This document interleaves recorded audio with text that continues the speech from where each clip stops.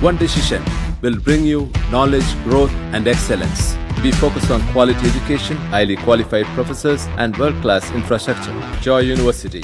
நேபாளில் இருக்கக்கூடிய கைலாஷ் மான்சரோவர் யாத்திரையை பொறுத்தவரை சீன அரசு 2020, 21, 22, 23, 24 அனுமதி கொடுக்காத காரணத்தினால 25, 26 அனுமதி ஆரம்பிச்சாங்க. நிறைய பேர் 5 ஆண்டு 6 ஆண்டு போக முடியாதவங்க பெரிய அளவில் இந்த ஆண்டு நேபாள் காட்மண்டு மூலமாக 2 ரூட் இருக்கு. ஒன்று நம்ம இந்தியா மூலமாக போகலாம், லிப்பு லேக். நேபாள் காட்மண்டு மூலமாக பிரைவேட் ஆப்ரேட்டர்ஸ் மூலமாக நிறைய பேர் போயிருக்கிறாங்க.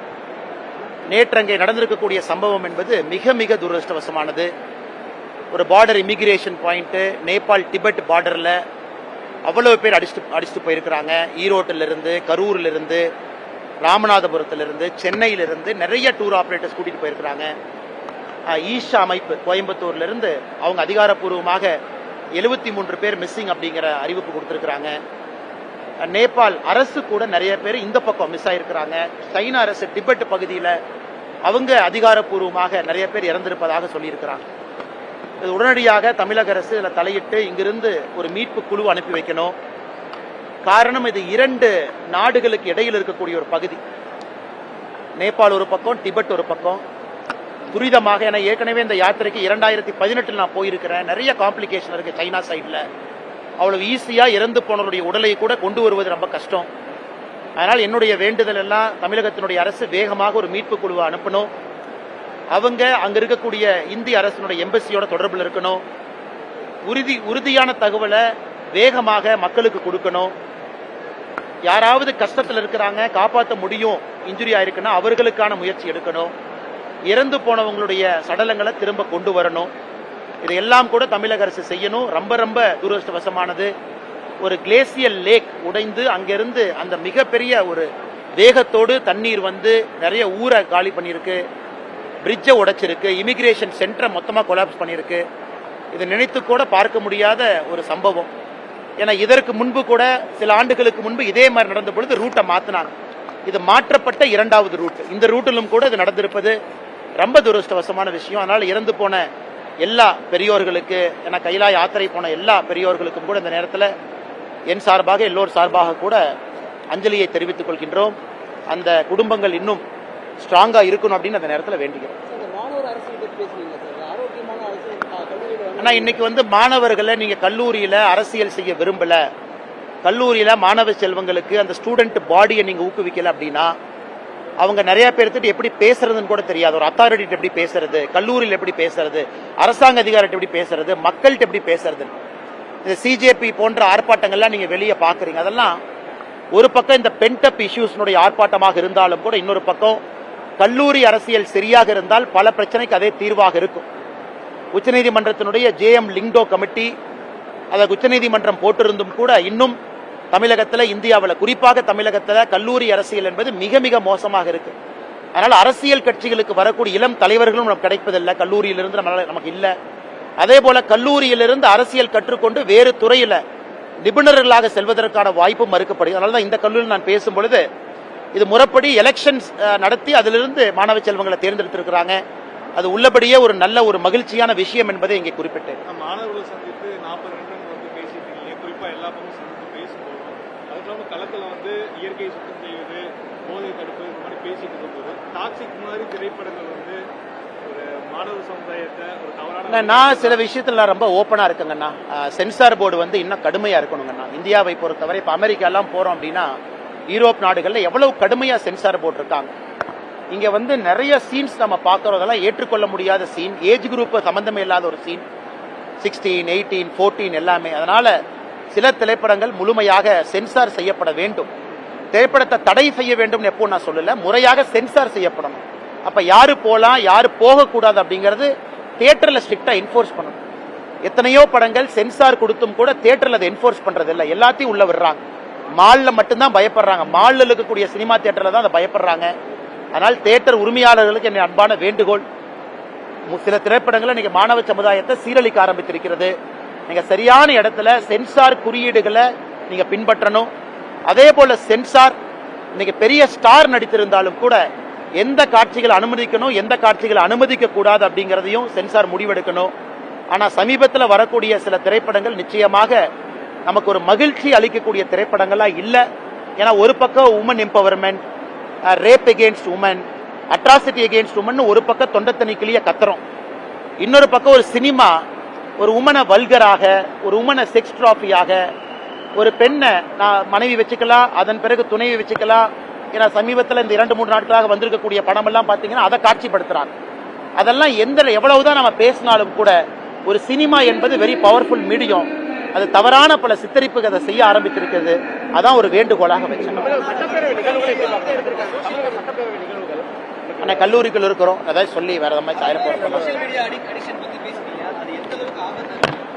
ஆனா பெரிய ஆபத்து காரணம் இன்னைக்கு ஒரு மெட்டாவோ பெரிய சோசியல் மீடியா நிறுவனத்தினுடைய ரெவென்யூ பாத்தீங்கன்னா இந்தியா தான் பிக்கெஸ்ட் கான்ட்ரிபியூட்டர் ஆஃப் ரெவென்யூ. நம்ம தான் பிக்கெஸ்ட் கான்ட்ரிபியூட்டர். காரணம் மக்கள் தொகை அடிப்படையில் இன்னைக்கு எல்லோருமே ஒரு அக்கௌண்ட் வச்சிருக்கனால நம்ம அடிக்ட் ஆயிட்டோம். அல்காரிதம் வந்து மக்கள் அடிக்ட் பண்ணுது, அல்காரிதம் அந்த ஃபீடை கொடுக்குது.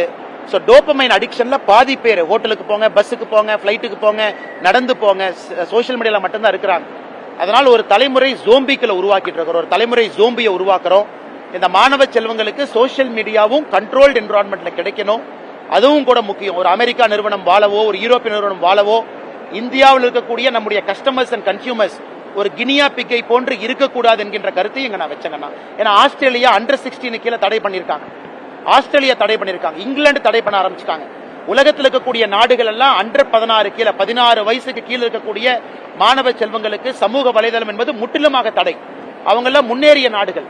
ஆனா இந்தியா போன்ற நாடுகளும் அதை ரொம்ப பரிசீலிக்கணும், தடை செய்ய ஆரம்பிக்கணும், கண்ட்ரோல்டு என்விரான்மெண்ட்ல கொடுக்கணும் என்பதும் என்னை போன்ற மனிதர்களுடைய தொடர்ந்து நாங்கள் வைத்துக் கொண்டிருக்கக்கூடிய கோரிக்கையாகவும் இருக்கு. நிறையாங்கண்ணா சோசியல் மீடியாவை பார்த்து கொலை பண்றாங்க, சோசியல் மீடியாவை பார்த்து கொலை பண்ணதுக்கு அப்புறம் அந்த கிரைம் சீனை எப்படி எடுக்க வெளியே வரலான்னு பாக்குறாங்க.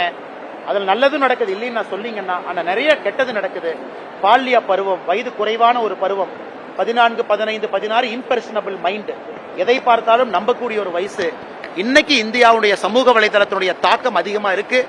ஆஸ்திரேலியா, இங்கிலாந்து எல்லாரும் பின்பற்றும் பொழுது இந்தியா போன்ற நாடுகள் கடுமையான சட்டங்களை கொண்டு வருவதற்கு எதற்காக தயங்க வேண்டும் என்பதும் என்னுடைய கருத்துங்க.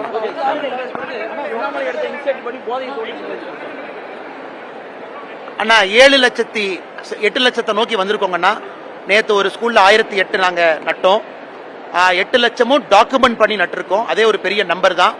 அதனால இந்த மாதத்திலிருந்து நம்ம துவங்கி இருக்கிறோம் 20 லட்சம். ஒரு வாலண்டியர் ஒரு மரம்னா 20 லட்சம் மரம். இன்னைக்கு 8 லட்சத்தை நம்ம ரீச் ஆயிருக்கிறோம்.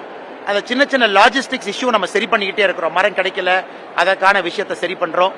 அதனால எங்களை பொறுத்தவரை வீதிலிட அமைப்பு 8 லட்சம் மரத்தை இன்னைக்கு நம்ம தாண்டிட்டோம்.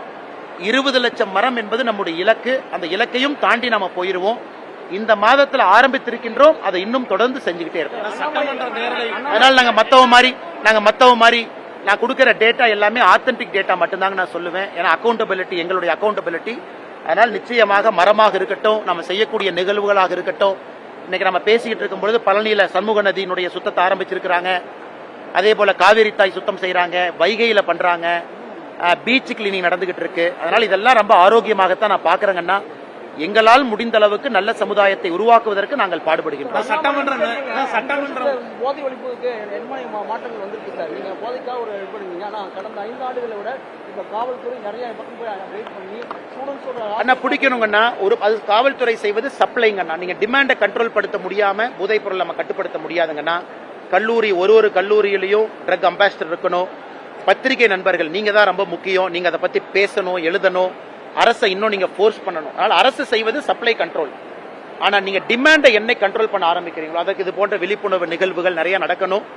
டிமாண்டும் கண்ட்ரோல் ஆக ஆரம்பிக்கும் பொழுது முழுமையாக நம்முடைய தலைமுறையில ஒரு போதை இல்லாத தமிழகத்தை உருவாக்க முடியும் என்று நம்புகின்றேன். சட்டமன்ற நேரலை வந்து பெரும் விவாதமா ஏற்பட்டிருக்கு. இளைஞர்கள் வந்து சட்டமன்றத்தை பாக்குறாங்க, ஆனா எதிர்கட்சி வந்து பாத்தீங்கன்னா அதை வந்து ரீட்ஸா கன்வெர்ட் பண்ணிடுறாங்க. அவங்க ஒரு பதக்கத்துல பேசுற மாதிரி இருக்கு. இந்த நேரலைங்கிற விஷயம் நீங்க எப்படி பாக்குறீங்க? சட்டமன்றத்தில் நடக்கிறது மக்களுக்கு நேரலையா தெரிவிப்பது. சட்டமன்றத்தை பொறுத்தவரை அது டிராமா மன்றமாக மாறிவிடக் கூடாது என்பதுதான் என்னுடைய கருத்துங்கண்ணா. சட்டமன்றம் ஆக்கப்பூர்வமாக, உணர்வு பூர்வமாக மக்கள் பிரச்சனைகளை மட்டும் பேசக்கூடிய இடமா இருக்கணும். ஆனா இன்னைக்கு நாம் பார்க்கும் பொழுது ஏதோ பழைய பஞ்சாயத்துல சட்டமன்றத்தில் வந்து தீர்த்துக் கொள்வதாகத்தான் நான் பார்க்கிறேன். அரசியலுக்கு வருவதற்கு முன்பு இருந்த பஞ்சாயத்தும் சட்டமன்றத்தில் தீர்க்கப்படுகிறது. சட்டமன்றத்தில் சில மெம்பர்ஸ்க்கு இருக்கிற பஞ்சாயத்தும் அங்கே தீர்க்கப்படுகிறது. அதனால் நான் ஏற்கனவே சொன்னது போல ஆளும் கட்சியின் சார்பாக இருக்கக்கூடிய எம்எல்ஏக்கள் புதியவர்கள், இன்னும் அவங்களுக்கு நிறைய செஷன் வேணும், அவங்களும் வேகமாக இம்ப்ரூவ் ஆகிட்டு இருக்கிறாங்க. எதிர்க்கட்சியிலையும் புதியவர்கள் இருக்கிறாங்க. அதனால் இன்னைக்கு சட்டமன்றம் ஒரு டிராமா மன்றமாக மாறிவிடுமோ என்கின்ற ஐயம் தமிழக மக்களுக்கு ஒரு கேள்வியாக எழுந்திருப்பதை பல இடத்துல நான் தனிப்பட்ட முறையில் பார்க்கிறேன். நன்றி. One decision will bring you knowledge, growth, and excellence. We focus on quality education, highly qualified professors, and world-class infrastructure. Joy University.